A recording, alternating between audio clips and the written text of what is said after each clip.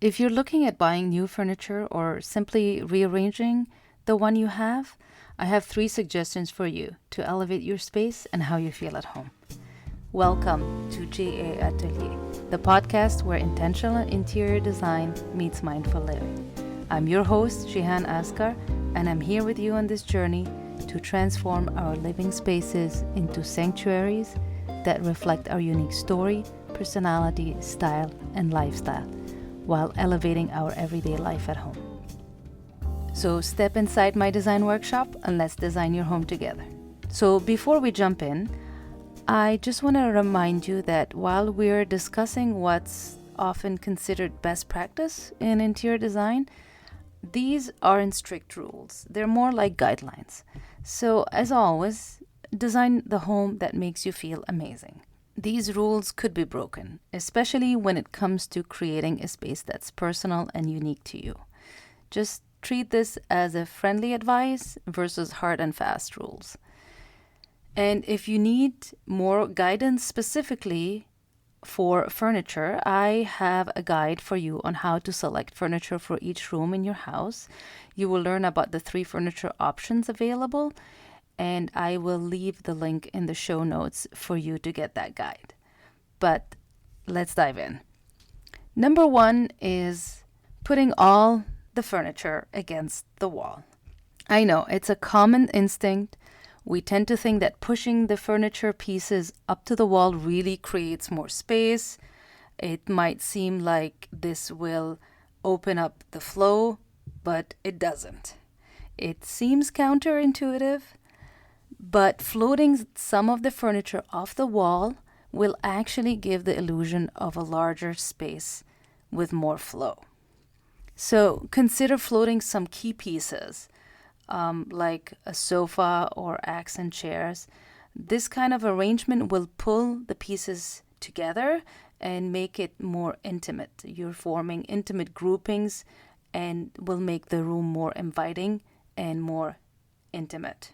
So having a few pieces that float in the room will also create variety and interest in the floor plan, because you will have more spaces around the pieces, and this will make the piece itself stand out, and it will transform the dynamic of the room and how you move around the furniture pieces.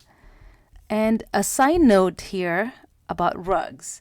They are very important in defining and finishing a space, especially if you like to define the spaces with rugs, especially with an open floor plan, for example.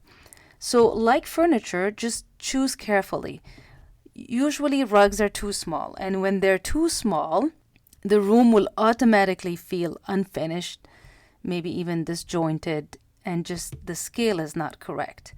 So I really want you to think of rugs just like furniture. Just choose the right size and put them in the right location, obviously. I actually talked more about this, specifically about rugs, in my previous episodes, so you can go back and listen to it later if you want more information specifically about that. Number 2 is not measuring your space and not measuring the furniture piece itself. If we don't measure the room properly, the furniture might not fit.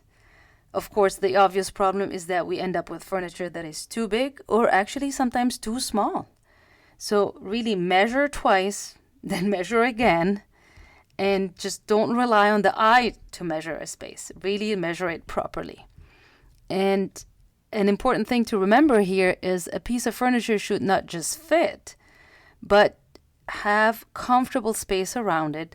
Leave enough space around for movement. That's, the flow and layout piece.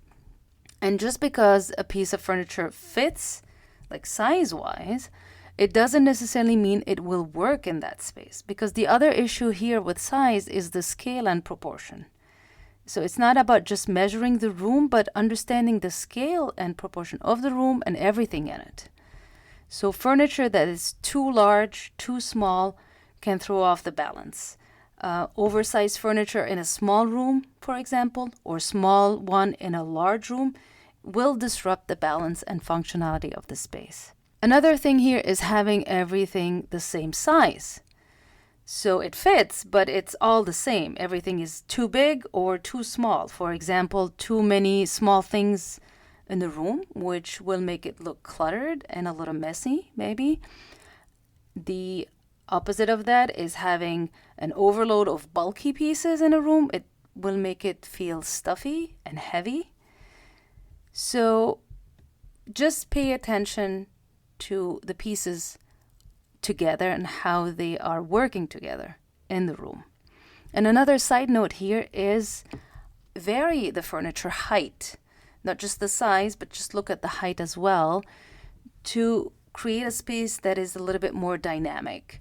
For example, you can add tall objects like plants, pedestal tables, oversized vases, floor lamps, just to break up the visual monotony of the room. On a piece of furniture, you can also do that with tall objects on one side, like a candle holder, flowers, and the other side would have, for example, a stack of books, just to kind of make it more interesting. The third thing is buying matchy furniture. Again, the temptation is to buy matching furniture set.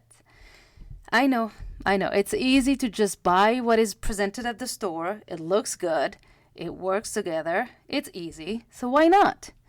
But mixing different styles create a more curated space. So you want to avoid that furniture superstore vibe. For example, matching coffee tables and side table, or matching bedroom dresser and nightstands. And by the way, you can even have 2 different nightstands. I know it's not the usual thing to do, but you can. Not all the accent chairs, for example, in the living room have to match. You can have sets of 2 that are different. The dining chairs don't have to match the dining table. Just create contrast and interest by mixing texture, tones, wood tones, for example, silhouettes and shapes. You can mix rounded accent chairs with, more angular coffee and side tables. Mix and match pieces from different sources, different stores, different styles.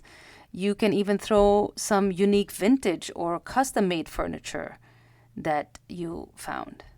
So mixing things up will create that personalized and curated over time look, rather than, one-stop shop furniture set that you bought all at the same time and just feels very cookie cutter. So here you go. Next time you plan to buy or rearrange your furniture, remember these 3 suggestions so that you can create a more curated and unique space. And let me know which one you like the most. You can tag me on Instagram. The link is also in the show notes. Thank you for joining my atelier. Again, remember that the furniture guide is also in the show notes. And I'll see you in the next episode.